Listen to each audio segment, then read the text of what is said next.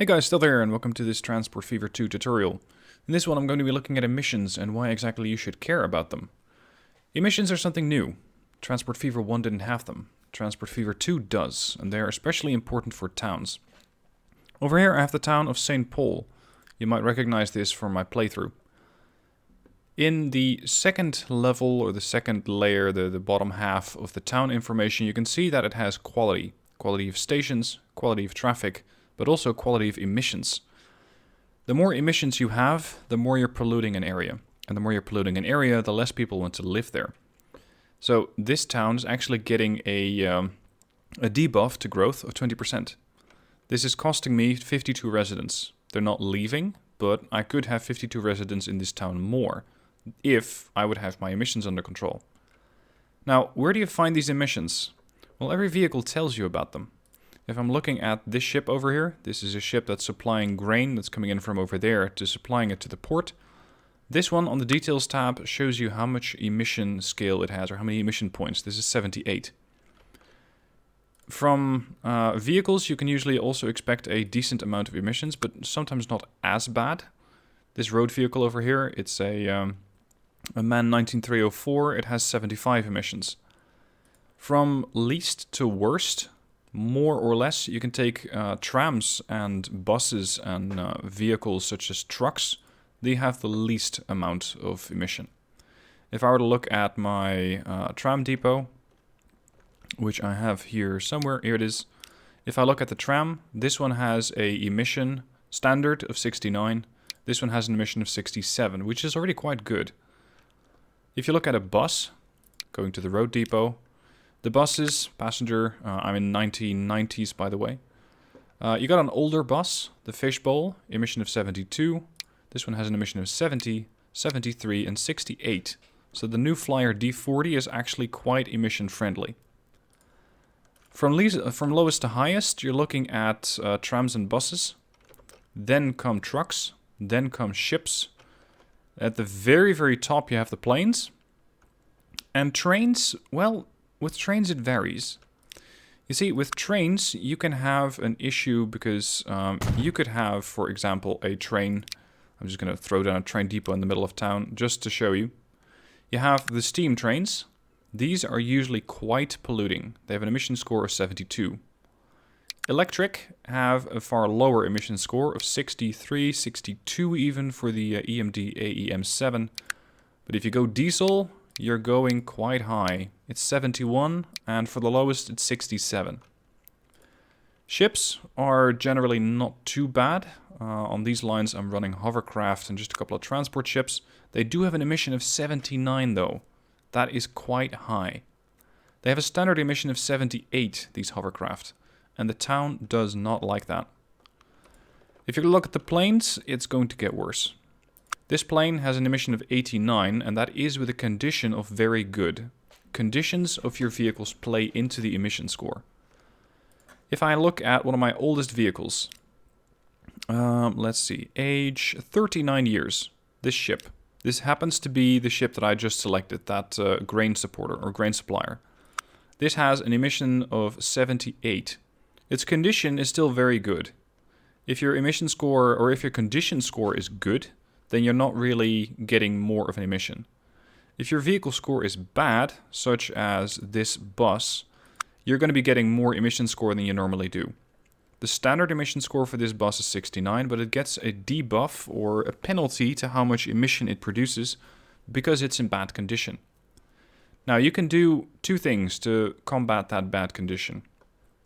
I could consider this bus line altogether and consider whether it is A, profitable, and B, is it still worth it? Now this one is a tram line, and overall it seems that the tram line is profitable, so yes, I do want to keep it around. What sort of vehicle do I have on it? I have a Peter Witt streetcar. Now those are, at least in my era, quite outdated. So what I could do is just, is opt to replace the whole tram. So I could consider going for tram 20 and then managing the vehicle. and just replacing the vehicle altogether with something that has less of an emission scale, or less of an emission value, like the Toronto CRLV, which only has a standard emission score of 67. That's one thing you can do. Second thing you can do is go over here and configure the maintenance. If I set the maintenance to a different score, you're going to be getting more running costs, but also less emissions. If I were to say this vehicle score for tram 20 needs to be set to very high maintenance, your running costs go up by 50%. Keep this in mind. Vehicles that are expensive and you even up their running costs, it's going to get worse. So I've set now the maintenance for particularly tram 20. This is the only one I had selected, to very high. Let's see what that does for the emissions. Tram 20 now has an emission score of 73. Because it is still currently in bad condition. If I just let the game run for a little bit, it should be, I think, touching up with a vehicle or with a depot. Maintenance is set to very high, but its emission scale is still pretty bad because it is still in bad condition. I think it is going to get, well, you could call it healed over time, as it's going to get better and better maintained. Now, there we go. Condition, mediocre. 46. Emission just dropped. The emission was 73, is now 71. Now, why do you care? Well, this tram happens to visit New York City. It's one that takes passengers from all over New York City and deposits them over here to this shipyard, or to this port, I should say. New York City has a debuff of 30%.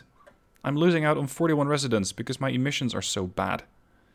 If you want to look at how much emissions are being caused, and especially what they're being caused by, you go over here to the selector and you get the emissions overlay. Emissions layer is going to show you where your emissions are coming from. Now you can see that over here in the town, it is really not that bad. The more red you see, the worse it's going to get. All of these, by the way, are residential buildings. These are the ones that care the most about your emissions. Over here you got some industry. They don't care. Or sorry, this is commercial. Industry is more, I think, towards the east of town. Yeah, industrial buildings. They don't care. They don't seem to produce anything either. Factories, for some reason or another, and you can have an oil refinery or a fuel refinery in the middle of town and they don't care. These things have zero emissions. If only the actual factories in our real world could have zero emissions. Now, what can I do to clean up New York City? Few things. I can first look at what the biggest polluters are. What's that doing? Well, it happens to be my airport. There's an airport over here. And the airport, you can see that sort of the route that the planes are taking, or at least that's the expected route that the planes are taking. And if I draw up a passenger line, you can see that this is exactly the problem. The planes are coming in, they're landing on New York City transfer, they're taking off again, and while they're doing it, causing a load of emissions. Now this airplane is only 3 years old. That's really quite young for an airplane. Its emission score is 86 though. That's quite high. That is not something that you can really easily bring down, because for the Boeing 737-100 that I'm using, that is about as low as it can go. It's 86. You could opt to use different aircraft, which of course do come with other specs, which might not suit your transport line. You could figure out if another airplane has less of an emission. So far, the answer is really not exactly yes, because we're looking at already around 85, 87, 88. This would be the lowest, the 737-200. Now, one thing that I can do preventatively to make sure that this emission doesn't get worse is set that aircraft, manage the vehicle, go to configure maintenance, and set it to high. I'm not going to set it to very high, because planes are expensive enough as is. If I were to set this to very high, I would be running probably at about 2.1 per year. 2.1. Operating costs. That's not even counting the airport. Now, I can do this for all the lines that are currently interacting with New York. The trams over here, I still have a couple of those old streetcars. I'm just going to replace all of those with as little emission trams as possible. So these trams, manage all of them. I happen to have a decent amount of cash, so I can replace them with the Toronto, which has the least amount of emission score. That's one. I also happen to have a bus over here. This goes from New York west to Nashville. I do want to keep the line around. So that's something that I have to keep. It's not like I can just easily delete the line because it's going to cut into my profits. So what I can do over here is have a look at the vehicles. These are the GM fish bowls, which we just investigated, happen to be quite polluting. 79. Also because they're in very bad condition. So these two I'm going to replace with the least emission vehicle that I can get, which is the New Flyer D40. Replace. Alright, what else is operating in New York? We got one tram, I think. There's a New York... Ah, right, there's a New York fuel line. These are the Peterbilts that I have running, the Peterbilt 359. Peterbilts are trucks. For a truck, they're actually not that bad. They're having an emission of 70.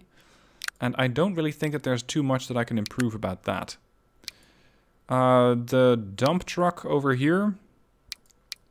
These two have an emission of 70. These one have an emission of 71, 73, 70. Yeah, it's not much that I can do about it. I can have a look at the line in general and decide if there are vehicles which are very old. Seemingly, I think road vehicle 10 would be oldest. Whoops, road vehicle 10. 11 years. Emission score is 71. It's 70 plus 1 from good condition. I can set the whole line, since it is operating in New York, to just have very high and make sure that they are not getting an emission debuff at all. So apply that. Other stuff that I have running around here is the New York fuel line. This is one that goes through the city, so this is an important one, because it passes right by a bunch of residential buildings. Again, manage the vehicles. And I want all of these running at very high maintenance. So this one is now going to get very high maintenance and should lower its emission score slightly. Now that's what you can do if you already have lines established inside of a town. If you want to get ahead of this problem, then you can take a different approach. And you can decide whether it's worth it to have an actual airport over here. Because if you have different units, for example a train, and as we have seen over in, where was it, St. Paul, I could have a train transport all of that. And if I were to pick, for example here, a multiple unit electric, a Metroliner, it only has an emission of 62, which is far, far better than my 85 from the plane. Can you get a town absolutely emission-free? I don't think so. It's going to be very hard to do so. You would need to have your tram, harbor, and airport pretty far away from the station, or pretty far away from the town. So you could have trams running around, and then maybe on the far edge over here I would have a train station. And then my airport would possibly be even farther away, and try to set up an air path that does not fly over New York City or Nashville, because I imagine Nashville is also suffering from that plane. And that way you could slightly lower emissions. Now overall, emissions are to be taken serious. If you just ignore these, they could really mess up your town. And by mess up, I mean they're going to be costing you passengers. And not just passengers, you're also looking at the supply. Because these people want stuff. They want, in this case, tools and fuel.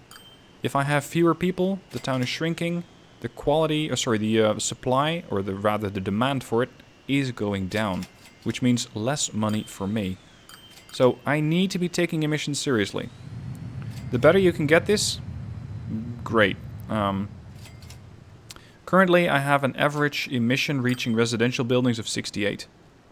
Now keep in mind that especially early on, early game, let's say 1800s, 1900s, 1950, you will not really have units which are very friendly to the environment. You will have these extremely polluting units. In that case, there's not a whole lot that you can do. As you progress through the game, you can up this, quite a bit. And later on, the more electric units you have, such as the electric trams, that is going to help. There we go. New York just dropped from very bad, or poor was it, I think, to mediocre. So now it's only a -20. And that helps. that means that the town is once again growing. Keep in mind, it does come at an expense, especially having units run at very high maintenance, like the trams.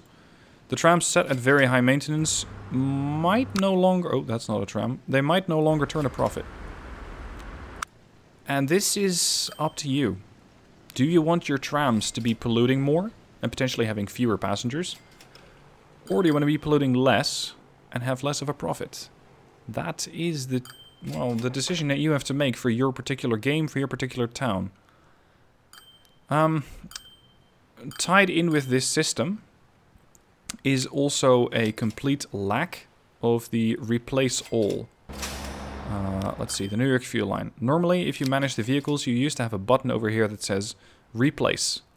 And you could just replace the vehicles when they have reached a particular age. At this point, you can replace all the vehicles, but not at an age. So this means that your vehicles are going to continue to age, which isn't necessarily bad, so long as you keep them maintained. Because as long as you set this maintenance to not be normal, but be either high or very high, you can keep these vehicles around seemingly indefinitely. This one, or actually, let's see. What is my oldest vehicle? 40 years, this ship. 40 years. It is, however, set to very high maintenance, and its condition, even after 40 years, is still very good. So despite the fact that this ship was introduced into service in 1952, and original build year according to the dock of the Schaffhausen, if I can still even order this. No, I can't even order them anymore. The original Schaffhausen was, I think, 1910 when they get introduced into the game. So yes, you can keep around your old vehicles. You don't even have to replace them anymore, just by making sure that that maintenance is high. Alright, so to conclude, maintenance and emissions are important. They will cut into your profits, they will interact with towns and dictate how fast or how slowly towns are growing or shrinking. Keep in mind that airports are the worst offenders, at least in my current era. Next come the ships, especially if I once again select the layer over here. You can see that the ships also cause this big red line from one port to the next. If you can prevent this by using a different means of transport or by keeping your ports out of town, do it.